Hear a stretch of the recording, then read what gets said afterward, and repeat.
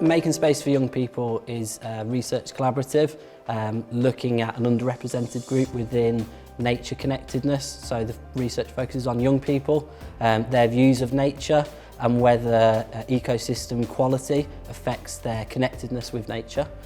So we've been working with a group of young people aged 16 and 17 over in St Helens, part of a bigger groundwork programme, so they're not already engaged in nature-based activity, looking to collect some quantitative and qualitative data about their health and well-being, both pre and post-engagement, and looking at how they feel about nature.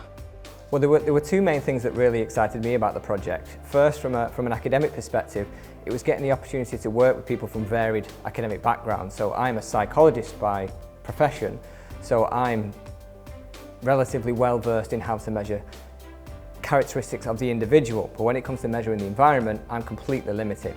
As I say, it's focusing on nature versus urban, green versus blue space. It's very, very linear, it's very dichotomous, yes or no, black and white.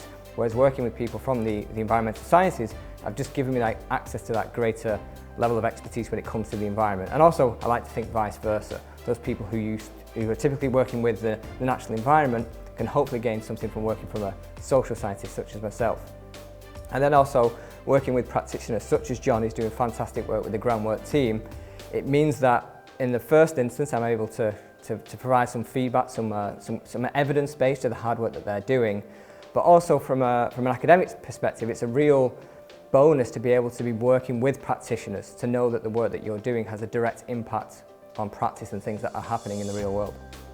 From our perspective as a community organisation working in this sector, it gives access to people like Mike, it gives access to other researchers where we can share our experience and then bring in the academic side to that. And I think that's beneficial from both sides. It gives real life examples and we can implement things on the ground straight away, but it gives us the opportunity to relate all of that back to kind of real cutting edge research stuff. Yeah, I think for me it's all about that co-creation of knowledge, ensuring that the information we're getting is of most value to the people who are making use of that. I think just adding one last point around that. So, we develop projects at Groundwork that are about improving natural spaces, and we do community consultation as part of that as a standard, but this really adds that academic layer into that. So when we're looking at multi-million-pound funding bids to improve natural environment spaces, it's not just about the community's views, it's underpinned by up-to-the-minute academic research, which is really, really good from our perspective. So I think what Quench offers is the kind of clue is in the name, it is a network. It was a networking opportunity. Like I say, it being multidisciplinary, working with people from diverse backgrounds, you may not get the opportunity to interact with them through your natural working patterns. Unfortunately, sometimes in academia, people can often work in silos and you don't get the opportunity to connect with almost like-minded people coming at similar questions from a different perspective. So for me, that's what it was all about. It's getting the opportunity to come together, to meet people and to discuss ideas and then develop these fascinating projects. It's definitely that want to deliver good quality projects that makes it different. Everyone's got different ideas and different priorities, but the breadth of academics within that meant there were people that could add into improving your projects, improving your research methodology. I think that really, really meant that we delivered something that was positive.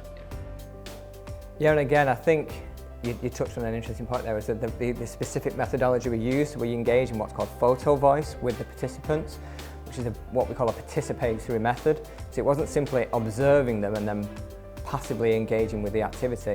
We were actually asking them to kind of co-create this information, give us the insights, what is important to you about the ecosystem. And that's really what we gained from taking that approach is, we've taken this underrepresented group and we've got them to tell us and give us their perspective on these issues and the issues that actually matter to them, rather than predetermining models based on theory and then testing them yes or no. We've said, what do you think, the young people?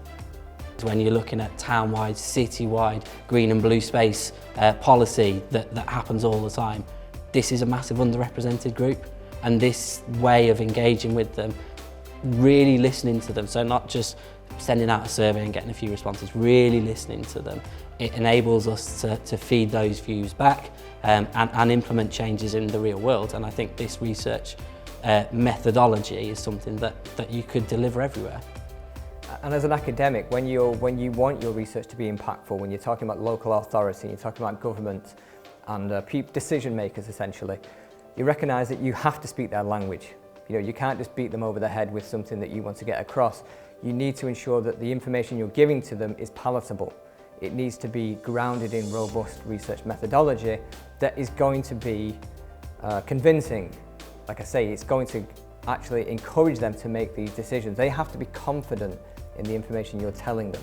And I think that the kind of scientific and methodological approach that we take by working with academics and practitioners, hopefully it makes it a bit more persuasive.